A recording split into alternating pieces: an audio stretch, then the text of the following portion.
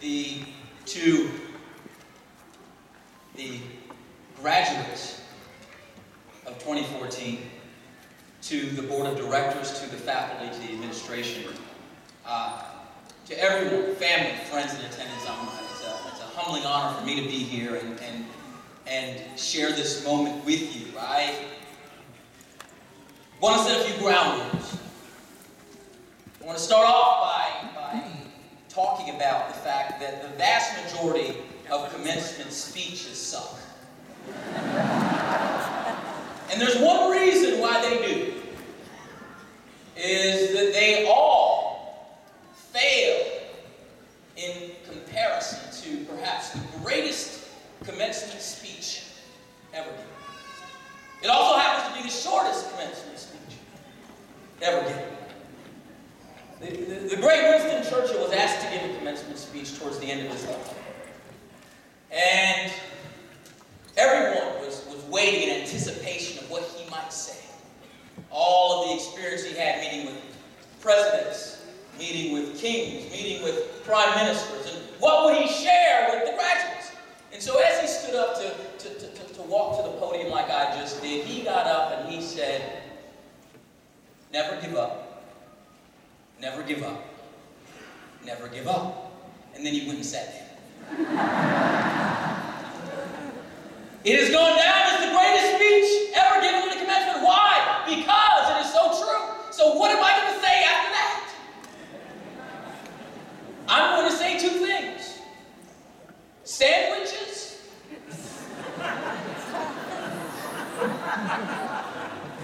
and provisions. Sandwiches and provisions. Let's take sandwiches first. Now, you may be thinking when I say sandwiches, you're thinking about an actual sandwich. But as I'm speaking to your president, I realize that many of you are in a situation like a dear friend of mine calls a sandwich situation. You're sandwiched in certain ways between kids that you may have or parents that may still be alive, between a job or between education, and there's all these different challenges that you have. And let's be very clear, and oh, I forgot to tell you another ground rule. Every time I say class of 2014, you all need to make some noise. So let's practice. Because, you know, another thing commencement speeches do wrong is they get a little too stuffy. So, class of 2014, you guys are fast learners. That's why you went to Capella. So, the interesting thing about being sandwiched between certain challenges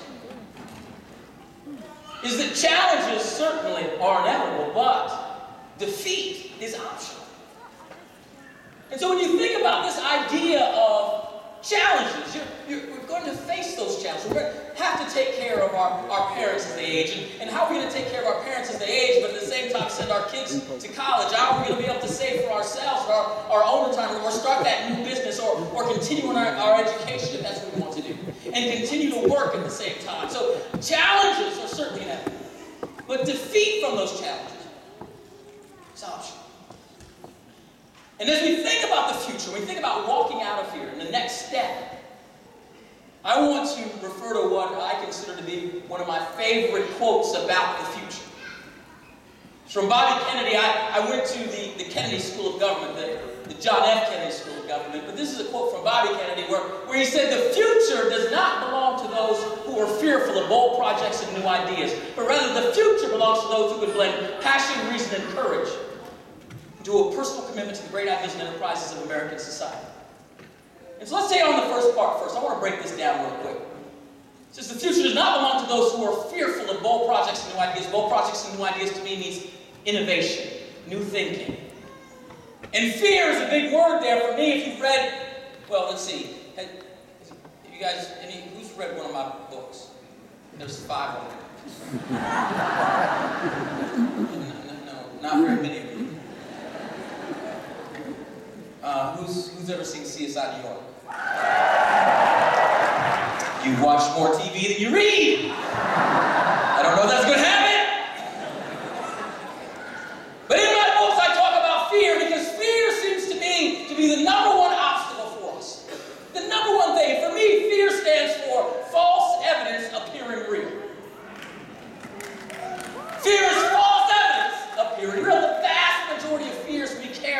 class of 2014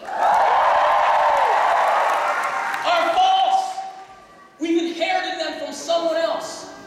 Maybe it's a previous generation. Maybe it's our family members. Maybe it's a friend or a loved one that has projected things upon us. A great example of that is that when I was getting my 2 graduate degrees at Harvard, I decided I was going to become an actor. And people started saying, "You're an idiot." This is my parents talking. How can you have 2 graduate degrees from Harvard and decide to do a job that you don't even need a high school diploma to do? Doesn't make sense. Yet what's interesting about that is that when we think about education and the power and purpose of it, it seems to me that we get it wrong. People are often telling us that you have to do what you studied, or you must do this or do that, where the purpose to me of education is to provide options, not to limit your options. So if you have an intuition to be something that has nothing to do with what you may have studied, either previously or in the future, follow that path. Because the future does not belong to those who are fearful of bold projects and new ideas, but rather the future belongs to those who can blend. And then the first word is passion, that he says. Now, passion to me is much like energy. I love physics. And I'm no Neil deGrasse Tyson, but I love physics. And what's interesting about physics is that there are a number of lessons that revolve around energy. And to me, passion is energy. And if you are sandwiched in any way with any kind of challenge, the question becomes, what type of energy are you going to bring to your life? But many of us are complicit and collude with each other in living life with a level of energy that's far below what may be required to overcome certain obstacles. We wake up like this. Oh, I'm tired. I hate my job. I hate my boss. I hate my husband. Instead of waking up saying, "No, today is the day I'm going to make a difference. Today is the day I'm going to raise my energy level and therefore raise the energy level of those around us." Now, I want to break down energy real quick. So we have one of these wonderful professors here. Is there a physics professor on the dais?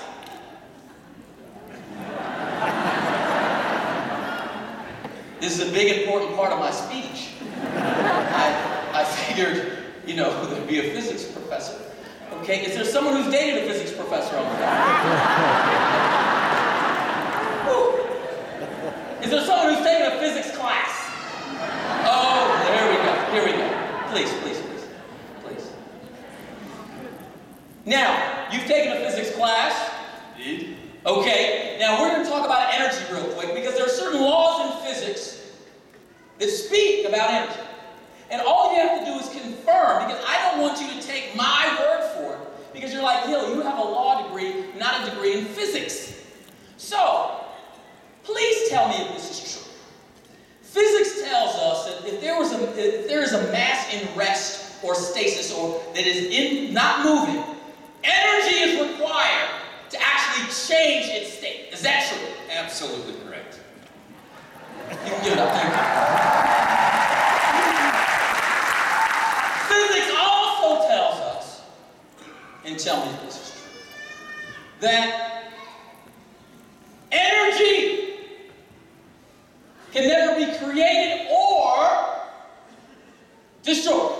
Absolutely correct. I'm having a good day today. Thank you so much. So, now watch this.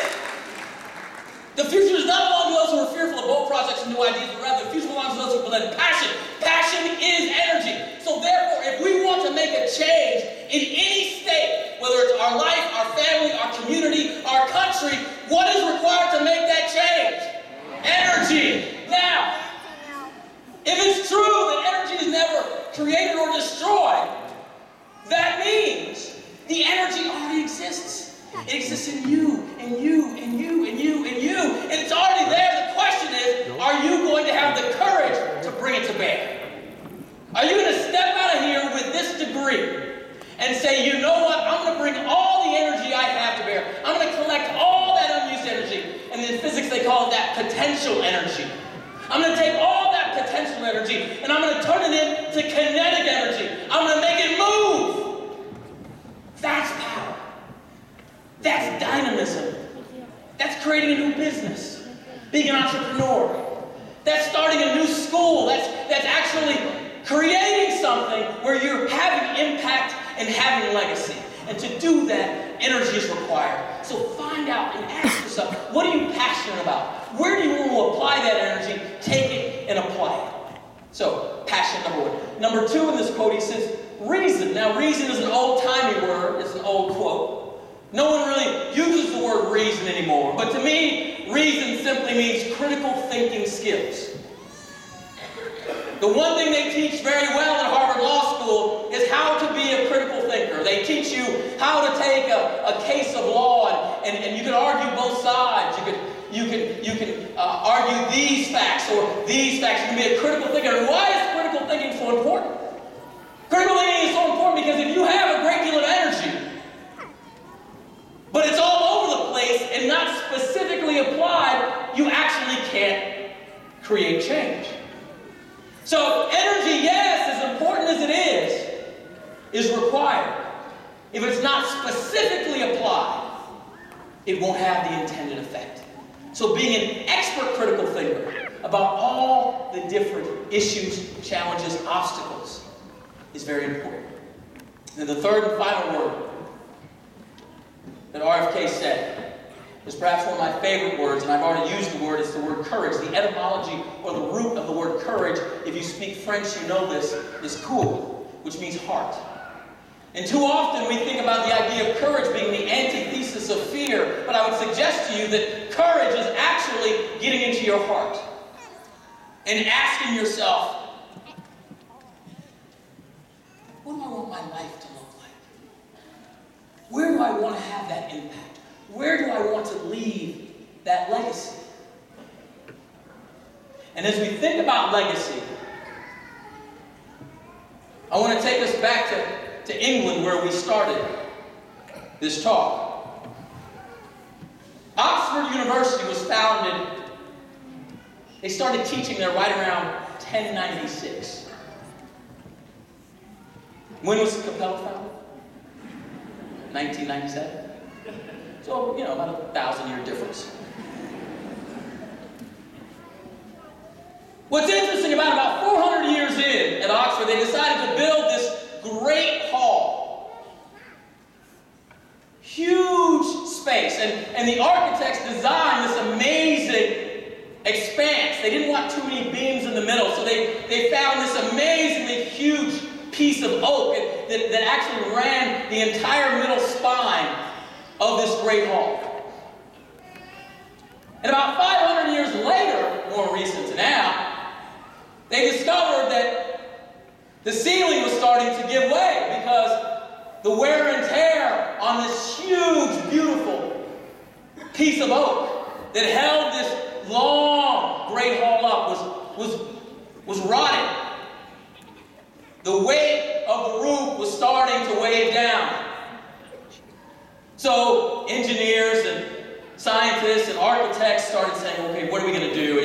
It completely ruins the history and the aesthetic of perhaps our greatest building on this campus to have a steel beam going across to hold up the roof. We don't want to put any more supports down because the whole purpose of the brilliant architecture from way back when was to have not too many supports down. What are we going to do? They sent out a call to the greatest minds, the greatest engineers, and no one could actually figure out the problem without saying, just put a big steel beam up there. And one day, a janitor was cleaning out this small room in the basement of the Great Hall. He came across an old chest. And he opened up the chest, and inside the chest there were these very old architectural plans. And he took them to the president of the university. He said, sir, I found these, and the president unfolded them very carefully. They're very old, obviously, and they had the drawings of the Great Hall. And what was amazing is that there was an arrow on one of pages pointing to this beautiful being. And there was a note written. It said, we believe in someday in the future this being will give way. So we made provisions.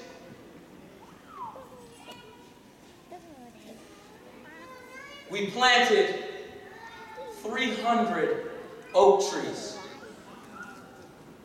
around the Great Hall. The president thought and realized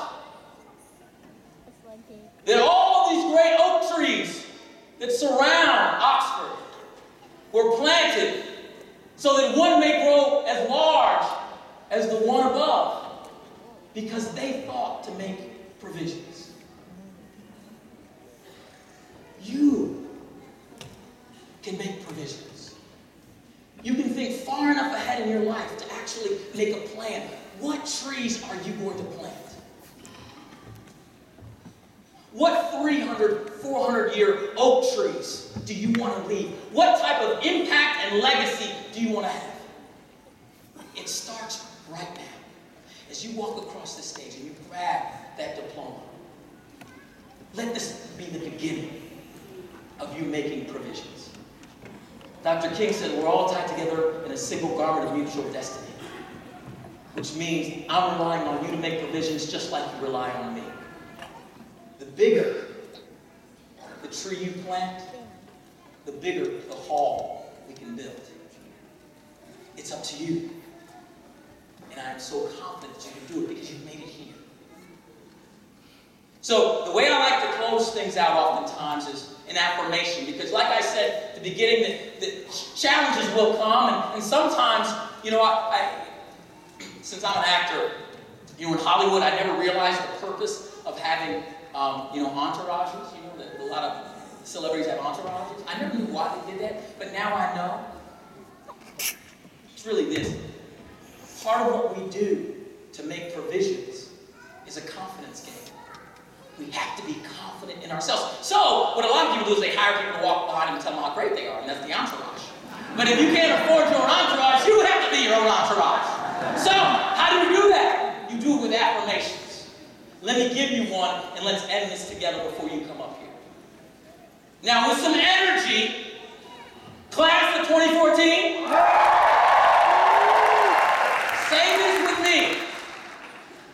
I will not allow fear to stop me from making the choices that I know I should make. Instead, I will live with my heart, with courage, making provisions, and in so doing, give others permission to do the same. I will live a life of impact and legacy. God bless you guys. Thank you.